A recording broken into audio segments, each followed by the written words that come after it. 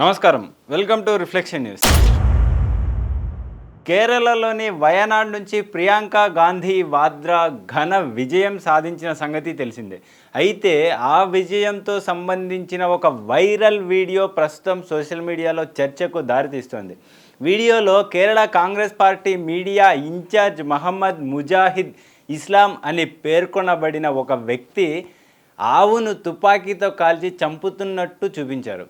ఈ వీడియోను పెద్ద సంఖ్యలో సోషల్ మీడియా వేదికలపై షేర్ చేయడమే కాదు, కొందరు దీనిని ప్రియాంక గాంధీ విజయంతో సంబంధం పెడుతున్నారు. అయితే ఈ వీడియోకు సంబంధించిన కొన్ని విషయాలు మనం ఇప్పుడు పరిశీలిద్దాం.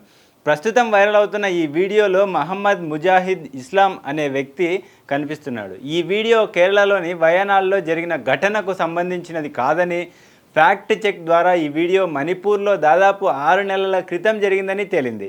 ఆ సమయంలో ఓ వ్యక్తి ఆవును కాల్చి చంపుతున్న దృశ్యం రికార్డ్ చేయబడింది. ఇండియా టుడే ఫ్యాక్ట్ చెక్ కూడా ఈ వీడియోని వాస్తవంగా మణిపూర్లోని ఘటనగా గుర్తించామని తెలిపింది. కేరళలోని వయనాడ్లో ప్రియాంక గాంధీ వాద్రా గెలుపుతో దీనికి ఎలాంటి సంబంధం లేదని స్పష్టం చేశారు. ఈ వీడియో గతంలోనే సోషల్ మీడియాలో చక్కర్లు కొట్టింది. ఇక అసలు విషయం ఏమిటంటే, ప్రియాంక గాంధీకి సంబంధం లేకపోతే ఈ ఆవు హత్య తప్పు కాదా? దీనిపై ఏ నాయకులు మాట్లాడరా? ఒక ట్వీట్ చేశారు. మరి ఆ నేరస్తుడికి పడిన శిక్ష ఏంటి? ఎవరికి అవసరం లేదా ఈ వేదన? ఆవులను హింసించడం లేదా హత్య చేయడం చాలా తప్పుడు చర్య. భారతదేశంలో ఆవులు పవిత్రంగా భావించబడతాయి. మాకు ఆవు తల్లి మరియు వాటిని కరుణతో చూడాలి. ఈ తరహా ఘటనలకు కఠినమైన చట్టాలు ఉన్నాయి.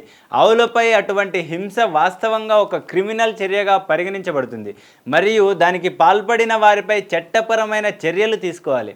కానీ ఎందుకు తీసుకోవట్లేదు? ఈ తరహా ఘటనలు మన సమాజంలో అసహనాన్ని, ద్వేషాన్ని పెంచవచ్చు. ఈ విధమైన చర్యలు పూర్తిగా తప్పు. ఈ సంఘటనలను దయతో న్యాయపరంగా పరిష్కరించాలి.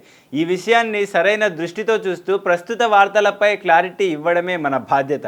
ఆవుల హత్యలు మరియు జంతువులపై హింస నిజంగా తప్పు.